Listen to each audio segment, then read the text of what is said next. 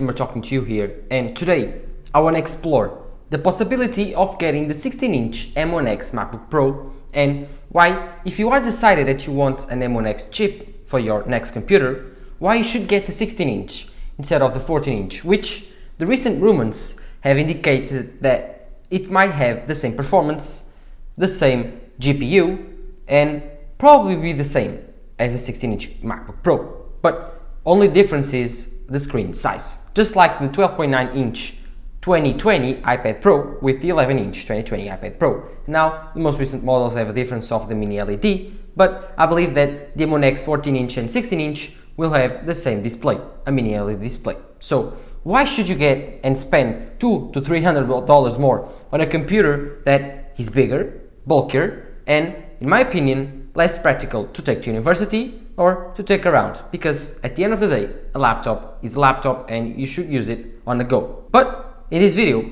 I want to talk about the fact that I'm getting the 16-inch and why I'm getting a 16-inch and should you get a 16-inch. But before we go all over that, roll the intro. So, the MacBook Pro 16-inch has always been better than the 13-inch MacBook Pro. But with the Apple Silicon transition, things are changing. The MacBook Pro 14-inch, the one that will replace the 13-inch, will have the M1X chip, the same chip that will be present on the MacBook Pro 16-inch. So, at the end of the day, you will have the same performance, same cores, same RAM, and same GPU.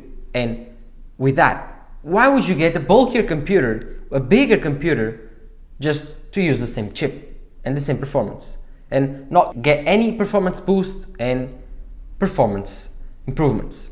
Well, in my opinion, 85% of you shouldn't.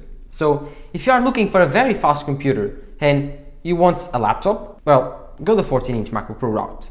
I think that if you really want a big computer, you know that you want it, so you're not watching this video to take your doubts out, but I think that the 16-inch MacBook Pro is an amazing choice for you if you are looking for the biggest screen possible to take around. Because while the 14-inch MacBook Pro has the same performance, probably will have the less battery life, and of course, most obvious question, worse speakers and smaller keyboard, smaller display, all of those will be smaller. So take in mind that a smaller computer gets you worse battery life, and of course, worse speakers. So if you are looking for the best MacBook Pro available, okay, go for the MacBook Pro 16-inch, because the 14-inch doesn't have the best speakers and it will probably have a smaller battery life because it has a smaller battery.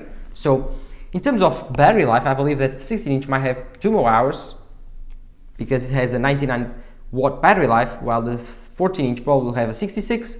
I'm not sure, but that's what 13-inch has right now. So I think that by changing this, Apple has created a very different type of lineup for the MacBook Pros, because now the choice that you're making is not for a 14-inch less performance but smaller and cheaper, and the 16-inch you pay much more and you're getting a much better computer. It's very two different computers before. Now you're getting the same computer with just different sizes, like the iPhone 11 Pro and the iPhone 11 Pro Max, or the iPhone 13 Pro and the iPhone 13 Pro Max, or even the iPad Pro 2020 and the iPad Pro 2020, both the 11-inch and 13-inch or 12.9-inch. So the decision between those two is still the same as the others. Do you want a bigger screen?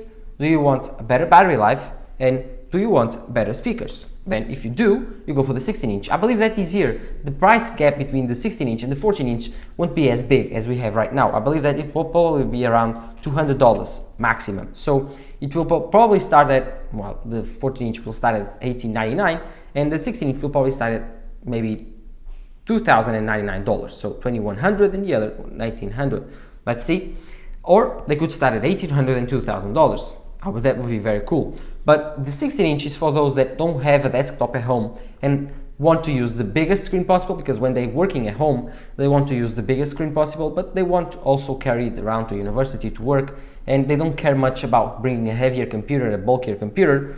And the 14-inch is for those that have an external display at home or have a desktop at home and want to carry around the most amount of performance, but with the lightest weight and taking the less space possible. So you want to be light, maneuverable, and want to take it to university, to coffee shops, everywhere, not worrying about the weight. So those two, it's a very big dilemma that I think that you have to think very well. In my opinion, for me, I think that it makes more sense to get a 16-inch MacBook Pro. I don't have any desktops to where I'm moving, and I will need a very fast computer with the best battery life possible, with the best speakers. So if I'm getting a 16-inch MacBook Pro, you bet I will use it for everything. I will take the most amount of percentage of screen real estate that I have with the 16-inch MacBook Pro. It's going to be mini LED, so it's going to be amazing display. I won't get any other external display because I can't get a better display than that. And a mini LED display is amazing, and I want the biggest display of mini LED possible to edit videos and use the rest of real estate to other types of work. So I believe that, in my opinion, for those that don't have an external display or a desktop at home, get the biggest size possible for the screen. I think that the screen is worth it, and of course the extra battery life, I think that will be insane. And the performance might not be as good of a jump from the 14-inch as it was before, because now we will have the same chip. Maybe the cooling will be better because of the 16-inch will be having a bigger cooling system than the 14-inch, so it might get a little bit extra performance, maybe 5-10%, but that's like nothing when compared to the stupid performance of the M1X chip. So let's see what Apple brings us on October or around November. They will have the same ports, of course, the same I/O, the same design, so the only difference will be screen real estate again and battery life. So let's see what happens. The speakers are also a big point if you are looking for a computer to edit music, or maybe the microphones will be the same. I don't know. Right now the 16-inch MacBook Pro has the best microphones on the laptop market, but Apple may equip those on the 14-inch too. And of course the webcam will be the same between those two computers because the thickness of the lid is the same, so Apple won't differentiate it on that. But what are your opinions? Which computer are you getting? Are you getting an M1X MacBook Pro? And which one, 14-inch or 16-inch? Let me know in the comments down below. Also, while you're there, don't forget to leave a like and subscribe and turn on the notification bell while you're active. So before we go, follow my social networks that are linked in the description, and of course Twitter and Instagram, follow me there. This was Thanks for talking to you here. Bye.